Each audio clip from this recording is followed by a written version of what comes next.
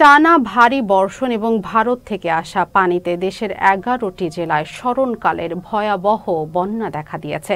এতে লাখ লাখ মানুষের বাড়িঘর, ফসলি জমি তলিয়ে গেছে।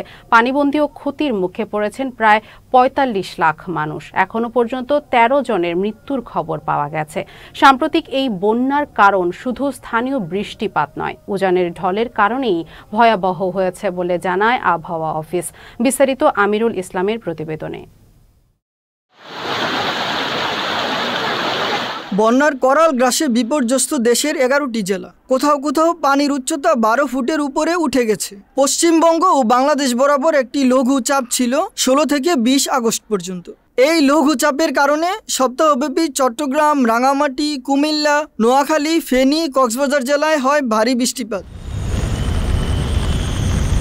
আবহাওয়াবিদ ডক্টর মোহাম্মদ আবুল কালাম মল্লিক জানান, সাম্প্রতিক বন্যার কারণ শুধু স্থানীয় বৃষ্টিপাত নয়, উজানের ঢলের কারণেই বন্যা ভয়াবহ আকার ধারণ করেছে। সাম্প্রতিক টানা বর্ষণ অভ্যন্তরীণভাবে ব্যাপক বন্যা পরিস্থিতি সৃষ্টি করবে, অতীত রেকর্ডও তা বলছে না। বাংলাদেশের এই স্থানীয় বৃষ্টিপাত ব্যাপক বৃষ্টিপাত, কিন্তু এর সাথে আসাম, মেঘালয়, ত্রিপুরা, মিজোরাম এইসব অঞ্চল থেকে পাহাড়ি ঢলাকারে বৃষ্টিপাত এসে এই বন্যা পরিস্থিতিকে আরও অবনতি করেছে। সুতরাং বাংলাদেশের স্থানীয় বৃষ্টিপাত এবং উজানের বৃষ্টিপাত এই দুইয়ের সম্মিলিত রূপে এই বন্যা পরিস্থিতি তৈরি করেছে এবং ক্রমাগতভাবে এই বন্যা পরিস্থিতির অবনমন ঘটিয়েছে।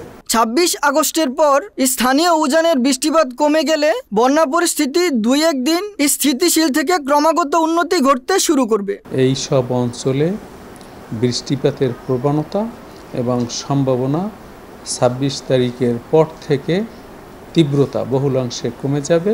আশা করি ২৬ তারিখের পর স্থানীয় এবং উজানের বৃষ্টিপাত যদি কমে যায়, তাহলে এই বন্যা পরিস্থিতি ২-১ দিন স্থিতিশীল থেকে ক্রমাগতভাবে কমতে শুরু করবে এবং বিদ্যমান বন্যা পরিস্থিতির উন্নয়ন ঘটবে। আবহাওয়া ও জলবায়ুগত বৈশিষ্ট্যগুলো মাথায় রেখে অপরিকল্পিত নগরায়নে কঠোর হতে হবে। এছাড়া প্রাকৃতিক জলাধার, পুকুর, খাল, বিল ও নদীর নাব্যতা বৃদ্ধি করা গেলে পানি অপসারণ ক্ষমতা বাড়বে। এরপর ব্যাপক বৃষ্টিপাত হলেও বন্যার প্রবণতা বহুলাংশে কমবে বলে মনে করেন এই আবহাওয়াবিদ। Amirul Islam, channel S, Dhaka.